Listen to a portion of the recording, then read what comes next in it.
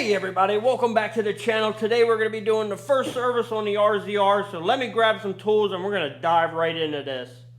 Okay, first thing we're going to do is start by taking off our hood, and we're going to be doing an inspection of our wiring and our lines and top of our radiator. I don't know if you guys can see down there, but the coolant is to the max fill line. One thing I do hate about this thing is they buried the radiator cap. For the longest time I've been thinking about notching this, but the hood only covers to about here and you would see that. But I really don't like that, but now that we've checked everything under the hood, our coolant level is fine. I don't need to take the cap off because I know it is full. And all the wiring is looking good. So the next thing we're going to do is move on to installing our air filter. Alright, next thing up, we got our nice shiny brand new air filter. We're going to go ahead and take our cover off. Let me set that down on the ground for a second. But this is probably one of the easiest air filters I've ever done. And let me get this so you guys can see everything. But I'm going to pull those two tabs right there, and this literally pops right off. And let's get and pull this out. Man, that is sucked full of sand versus our new one. This is the first time I've looked at it since I bought the machine, so it's well overdue. So let's go ahead. We're going to take that. Actually, let me wipe this out a little bit there. I live in Florida, so all this thing does is literally suck sand. So get the new air filter on there. And now that we got the new air filter on there, let me adjust this a little bit. There you go. And now that we got that, we're just going to go ahead and pull our rubber tabs. And that is the easiest air filter ever to change. And the next thing from here is we're going to go ahead and remove our oil cap.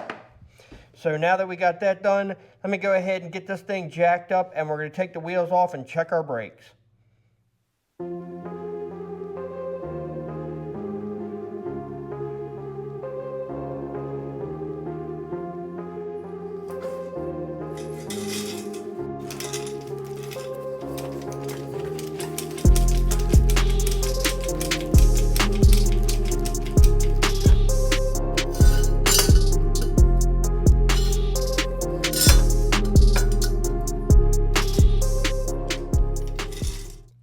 Now that we got it lifted off the ground, next thing we're going to be doing is a side-to-side shakedown and up-and-down shakedown of the wheels to make sure our ball joints and tie rods and all our suspension components are nice and tight before we knock off these wheels. So let me dive right into that.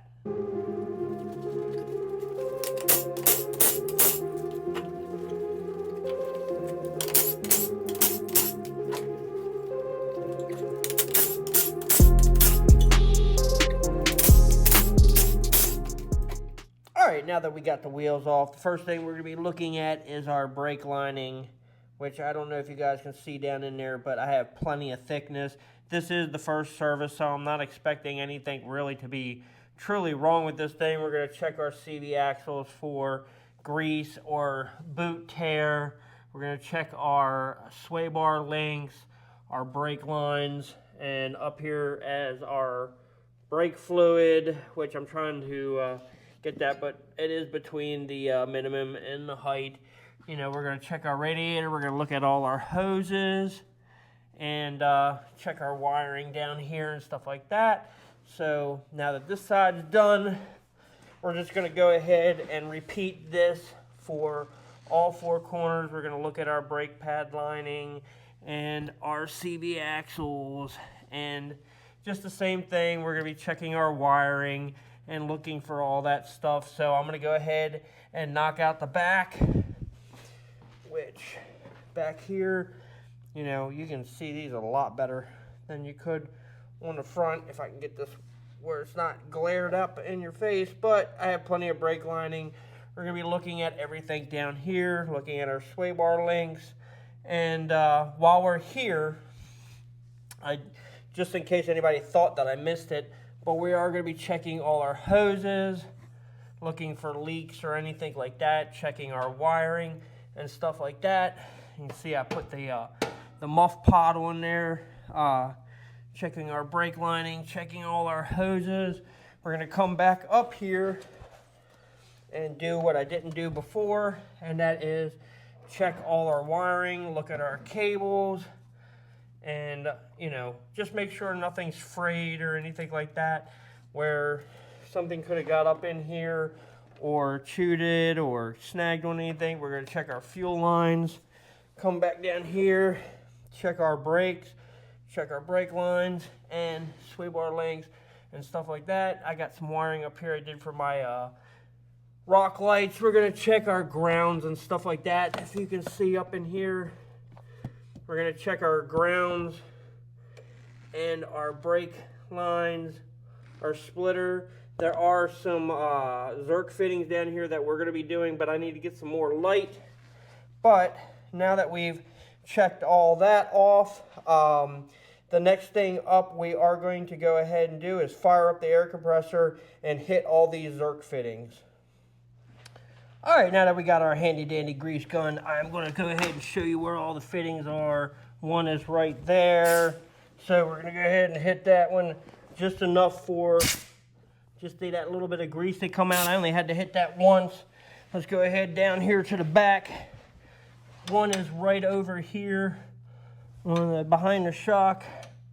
Let me do this so you guys can see a little bit, but now that we got that, just want to make it so you see a little grease come out. Don't want to oversaturate it or anything like that and make a mess. We'll come to this side, same place, right here on the bottom of the sway bar link, or sway bar.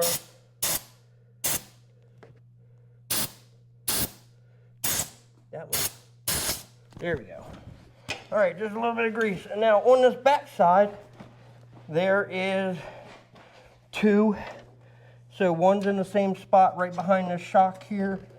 So trying to make it so you guys can see all this, but there's one right back in there. We're just going to hit it enough to see a little grease come out. Now we're going to hit our drive shafts, which there's one here. Hold on. We just want to make it so just a little bit of, see that little bit of grease come out? Just want to make it come out like that. But now we're going to do the forgotten one. I went ahead just to make the video a little shorter. I did go ahead and remove the center console, but there is one shaft right, or Zerk fitting right here that I feel like is the most neglected one out of all of them. A little bit of grease come out of that. I normally grease these in between services, so they're not like always dry. So now that we got that done, we're gonna go ahead and change the oil out in our front diff. All right, next thing up, we are going to remove our front diff fill hole, which is right here towards the front of it. One thing that I will tell you about these is when I worked at the dealership, people over tighten the dog shit out of these things. And I'm making a mess already, but at least the fluid's clean. So let me change this angle and we're gonna go ahead and drain the rest of the fluid. All right guys, next up, we're gonna go ahead and take our drain bolt loose. Make sure that thing is nice and, all right, now that we got that, let's go ahead and drain our fluids.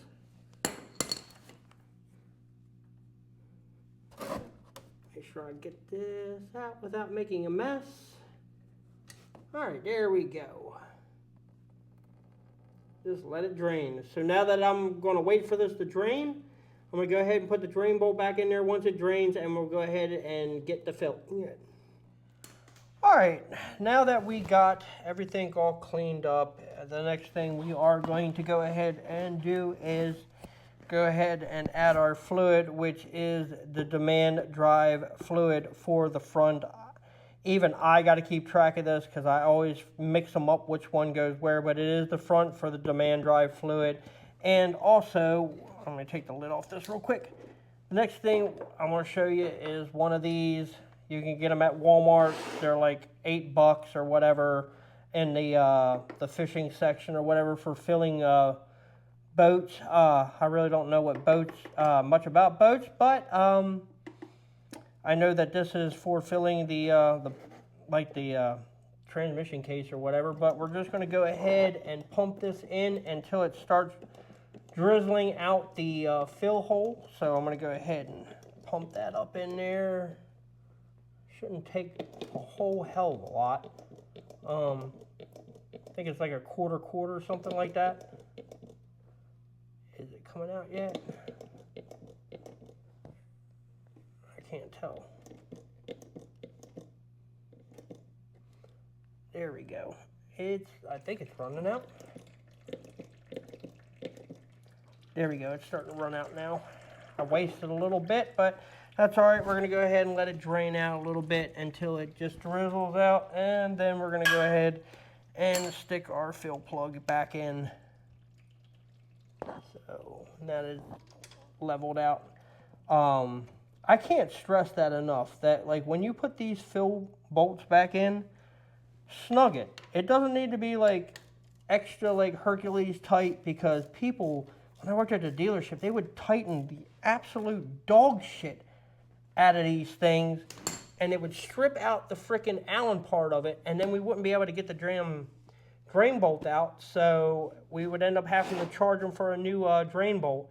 So now that we've got this all up, let me go ahead and brake clean the crap out of it. I am very, very generous with my brake cleaner. This thing I got from Harbor Freight. Holy, and it was like $45. Best money ever spent. Like, I used the dog shit out of this thing, especially at work. But now that we got that done, I'm going to wait for all this to dry up, and then we're going to move on to doing the rear end, which is the transmission, the oil, and we're also going to be checking our belt, which I know my belt is good, but I'm still going to take the cover off and take a peek and maybe blow the dust out of there or whatever. But let me clean this mess up, and then we'll keep on rolling.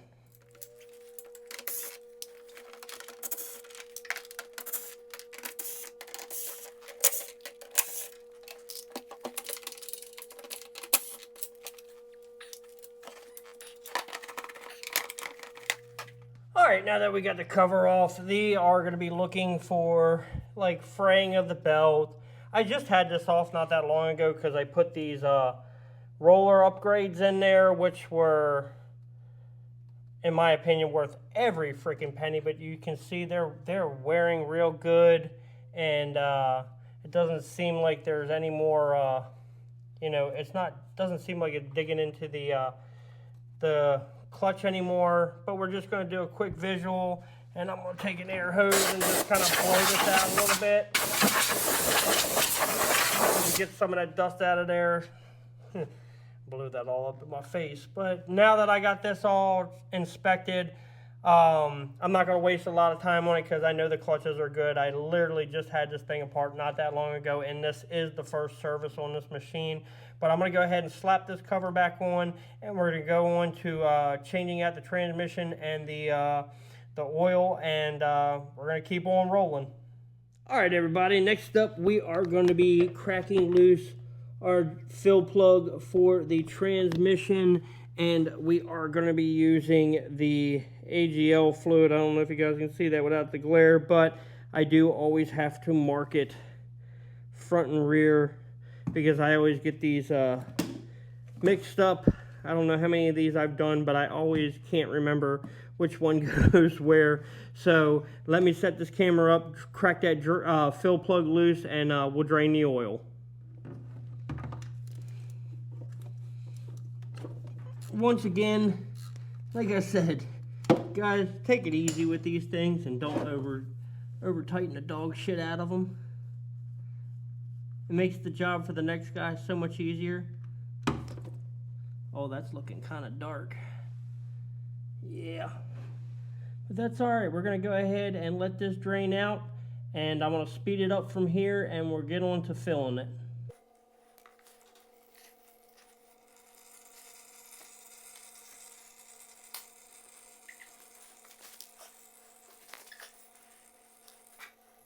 Alright, now we're going to be doing the same thing like we did before, and we're going to use our handy dandy pumper to fill this up. But before I do that, I am going to go ahead and put a little bit of fluid through here just to rinse out what was in here before. So let's go ahead and fill this bad boy up. I am going to speed this up so we can get on to actually changing the engine oil. So let me go ahead and speed this up, and we'll be right back.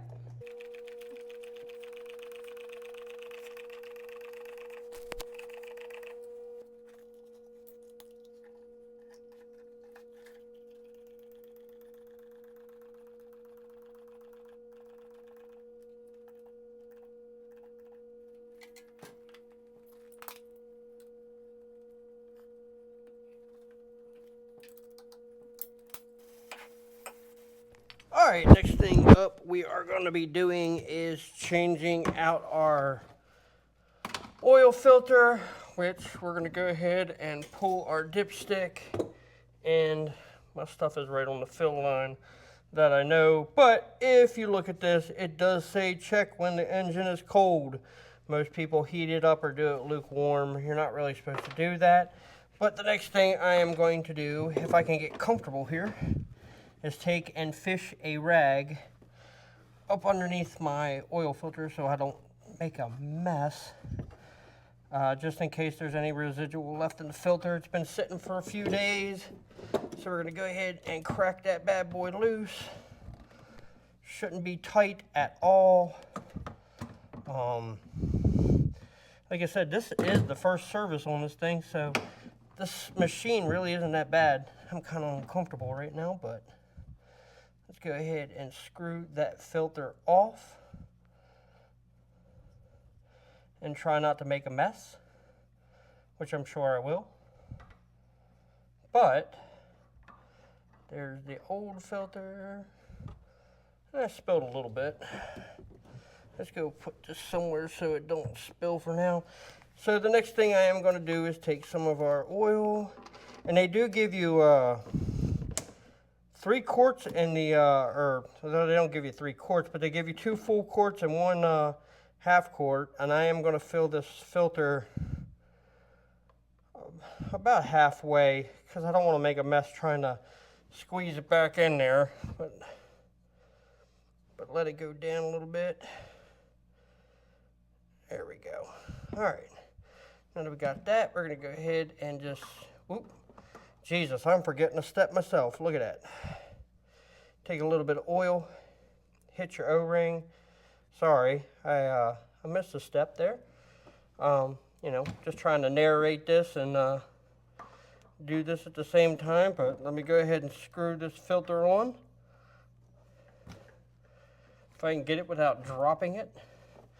There we go. All right. All right. Definitely don't want a dry start. You want to put some kind of oil in the filter itself. Why are these threads like 1,000,000 years long? There we go. All right, guys, sorry about that. My camera cut off right in the middle of snugging this filter, but I wanted to show the most important part that I feel like is the most important part is just snug. Don't have to wrench down on it.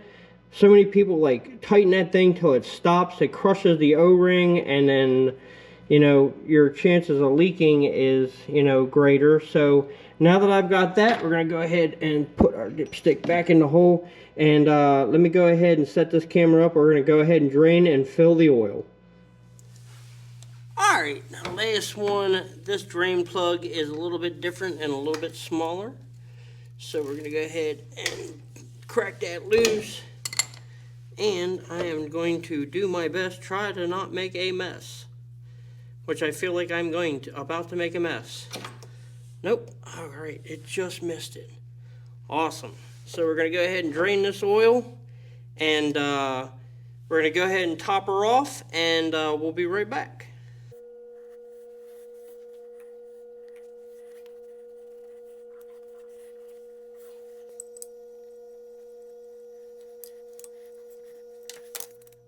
Alright, next up we're going to go ahead and add our oil. They do give you, like I said before, they give you 2 full quarts and a half a quart there. So we're going to go ahead and start by adding our first quart. And we're going to do about 2 quarts and then check it. Don't want to overfill it or nothing like that. And this stuff is thick as hell because it's kind of cold in here. But go ahead and let that run down. I'm going to go ahead and fast forward this part, and then we'll get to starting it and checking the dipstick.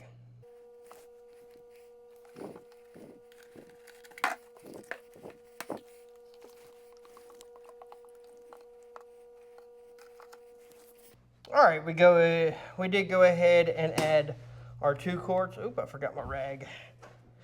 Grab a rag. So we did add 2 quarts, so we're just going to go ahead and check the dipstick to see where it is on here. That was 2 quarts, and 2 quarts puts it at bottom marker on the dipstick.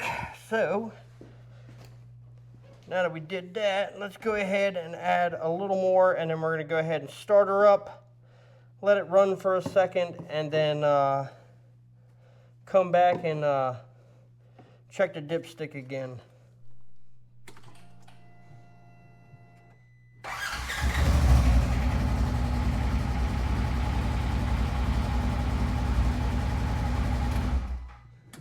Alright, now that we got that, went ahead and started it, brought the oil pressure up and filled the thing, we're going to check the dipstick. But before we do that, we're going to go ahead and hold in our menu button. And we're going to go to options, we're going to go up. We're going to go to service hours, 25.